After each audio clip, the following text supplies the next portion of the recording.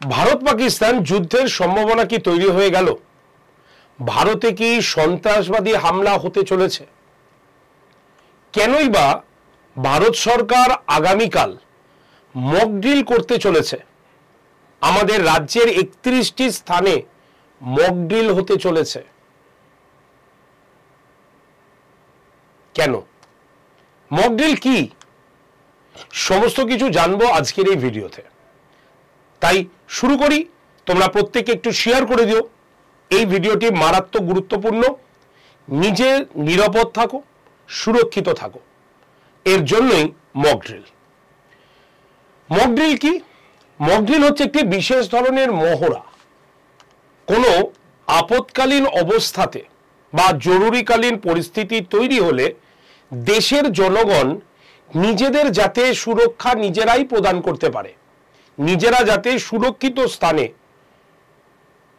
চলে যেতে পারে, তাই নিজেদের নিরাপত্তার জন্য সরকার তাদেরকে একটি মহড়া দিচ্ছে। সেটি হচ্ছে মক ড্রিল। এই মক ড্রিল কোন কোন পরিস্থিতিতে দেওয়া যেতে পারে? কোনো সন্ত্রাসবাদী হামলার ক্ষেত্রে, ভূমিকম্প হলে, ঠিক আছে, বন্যা দেখা দিলে, অগ্ন্যুৎপাত হলে, এই রকম বিপদকালীন অবস্থাতে জনগণকে সচেতন করার জন্য মক ড্রিল করানো হয়। তাই আগামীকাল 7ই মে আমরা দেখব যে মক ড্রিল কিন্তু হচ্ছে আমাদের রাজ্যের 31টি স্থানে আমাদের মক ড্রিল হচ্ছে। তো মানে 31টি জায়গায় মক ড্রিল হচ্ছে। তো এই মক ড্রিলে কি কি করা হচ্ছে ডিটেলস একটু আমি আলোচনা করি। লাস্ট মক ড্রিল আমাদের কবে হয়েছে যদি আমরা দেখি, ভারত বাংলাদেশ যুদ্ধের সময় প্রায় 54 বছর হতে চলল, সেই সময়ও একটি মক ড্রিল হয়েছিল। তারপরে আবার একটি মক ড্রিল হচ্ছে। প্রশ্ন করতে পারো, স্যার তাহলে কি যুদ্ধ হতে পারে? দেখো, যুদ্ধ হবে কি না সেই কথা এখনো বলা হয়নি, কিন্তু আপাতত পাকিস্তানের যে পরিস্থিতি, সেই পরিস্থিতিতে পাকিস্তান আর নেই। সেই পাকিস্তানের যুদ্ধের মানে সেনাপতি যে রয়েছেন তিনি দেশ ছেড়ে পালিয়ে গেছেন। সুতরাং মানে সেনা প্রধান যুদ্ধ পাকিস্তান থেকে সরিয়ে গেছেন কোথায়। সুতরাং এখন পাকিস্তান অবস্থা সত্যি খারাপ, যা খুশি তাই করতে পারে। তাই বোধহয় ভারত সরকার এই সিদ্ধান্তটি নিয়েছেন। তো এই মক ড্রিল যখনই হবে, সাইরেন যখনই বাজবে, আমাদের কি কি কাজ করতে হবে তার একটি মহড়া দেওয়া হয়েছে। দেখে নিই কি কি কাজ করতে হবে। সাইরেন টেস্ট, একটি সাইরেন বাজবে। এই সাইরেন বাজার সঙ্গে সঙ্গেই আমাদের কি করতে হবে, বাড়ির যত লাইট আছে সব বন্ধ করে দিতে হবে, ইলেকট্রিক ডিভাইস যা আছে সব অফ করে দিতে হবে, অর্থাৎ পুরো একটি ব্ল্যাক আউট করে দিতে হবে। কারণ কি? কারণ হচ্ছে যাতে ওপরে প্লেন চললে নিচের থেকে নিচে যাতে তারা কিছু দেখতে না পায়, এই চিন্তা ভাবনাটা করা হয়েছে। তো প্রথমেই সাইরেন টেস্টের কথা বলা হয়েছে। কি লক্ষ্য? মানুষ যেন সচেতন, মানে যেন সতর্ক সংকেত চিনে নিতে পারে। এই সাইরেনটা বাজলে, যে সাইরেনটা বাজানো হবে সেটা যদি পরে বাজে, তাহলে আমাদের মনে এসে যাবে যে আমাদের তো মক ড্রিল করানো হয়েছে, তার মানে সন্ত্রাসবাদী আক্রমণ ঘটে গেছে। তাই সাইরেনটাকে চেনানো হচ্ছে, আওয়াজটাকে চেনানো হচ্ছে। বিভিন্ন রকম তো আওয়াজ হয়, তো এই সাইরেনটার আওয়াজ কিন্তু আলাদা হবে। নাম্বার 2, সুরক্ষা প্রশিক্ষণ দেওয়া হচ্ছে। বলছে যারা বাড়ির বাইরে থাকবেন তারা সেই সাইরেন শুনে নিজেদের নিরাপদ স্থানে লুকিয়ে ফেলবেন নিজেদের। তাহলে এটা কি নিরাপদ করার জন্য বলা হয়েছে। কেন? এটার লক্ষ্য কি? আত্মরক্ষার সচেতনতা বৃদ্ধি, যাতে আমরা সাইরেনটা শুনেই যে যেখানেই থাকি যাতে আমরা বুঝতে পারি যে এরকম ঘটনা ঘটতে চলেছে, এবার আমাদের নিজেদের সুরক্ষা নিজেদের লুকিয়ে নিতে হবে নিজেদের। Black out drill, black out drill মানে ওটাই, যাতে ওপর থেকে শত্রুপক্ষ আমাদের নিচে সব অন্ধকার দেখে।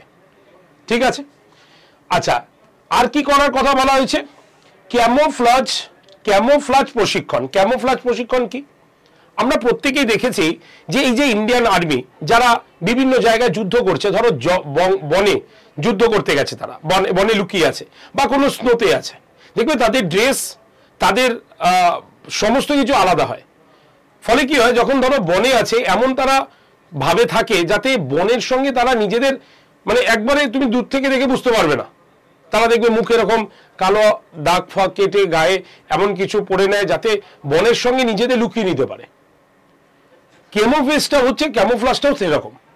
এটা মূলত কি, ধরো ইম্পর্টেন্ট যে সমস্ত বিল্ডিংগুলো রয়েছে, ঠিক আছে, অর্ডিন্যান্স ফ্যাক্টরি, তোমার রাষ্ট্রপতি ভবন, পার্লামেন্ট ইত্যাদি বিভিন্ন, এইগুলোকে কি করা হবে, পর্দা দিয়ে ঢেকে দেওয়া হবে এবং সেই পরিস্থিতিতে বা সেই রকম ভাবে যাতে ওপর থেকে সেটা দেখে না চিনতে পারা যায়। এইটাকে আমরা কি বলে থাকি, ক্যামোফ্লেজ প্রশিক্ষণ।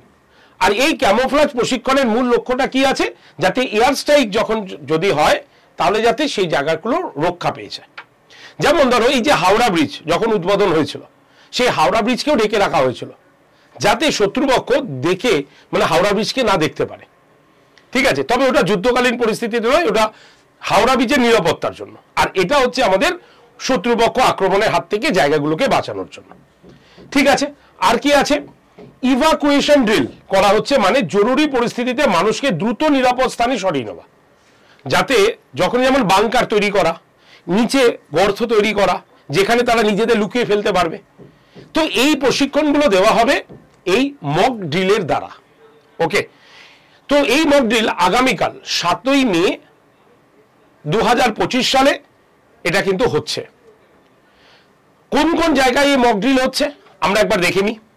টোটাল রাজ্যের মোট 31টি স্থানে এই মক ড্রিল করানোর কথা বলা হয়েছে।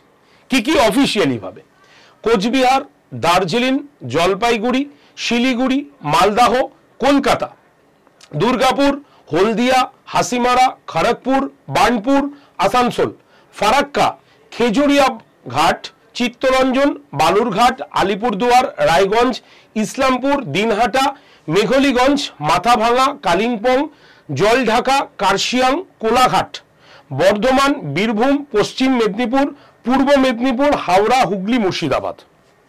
এই হচ্ছে 31টি স্থান। রাজ্যের মোট 31টি স্থানে এই মক ড্রিল কিন্তু হচ্ছে, বোঝা গেছে। তাহলে এই হচ্ছে আমাদের মক ড্রিল। তাই সরকারের তরফ থেকে একটা কথাই বলা রয়েছে যে কেউ যাতে কোনো রকম গুজব না ছড়ায় এবং সরকারি নির্দেশ যাতে মেনে চলে। তাই প্রত্যেকে আগামীকাল এই মক ড্রিলটা অবশ্যই আমরা প্রত্যেকেই করব, যাতে ভগবান না করুক সেই ঘটনা ঘটুক। আমরা কেউই চাই না যুদ্ধ, কিন্তু যদি পাকিস্তানের তরফ থেকে অ্যাটাক হয় আমাদের, আমরা যাতে নিজেদের সুরক্ষা নিজেরা করে নিতে পারি, তার জন্যই এই যে ড্রিলটি করা হচ্ছে, মক ড্রিলটি করা হচ্ছে, সেটা আমরা প্রত্যেকে আমাদের করা উচিত। কারণ এই মুহূর্তে পাকিস্তানের যে অবস্থা আমরা জানি, যখন খুশি যা খুশি করে ফেলতে পারে, কারণ এই দেশটি তো আর থাকছে না। তোমরা দেখেছো পাকিস্তানের সেনাপ্রধান পালিয়ে গেছে, সুতরাং দেশের আর কিছুই নেই। তাই নিজেরা তো মরেই আছে, তো ভাবতেই পারে চলো আমরা কিছু ফেলে দিই এখানে, ঠিক আছে, আমরা তো মরছি, তার সঙ্গে ভারতকেও মেরে দিই। সুতরাং যা খুশি হতে পারে।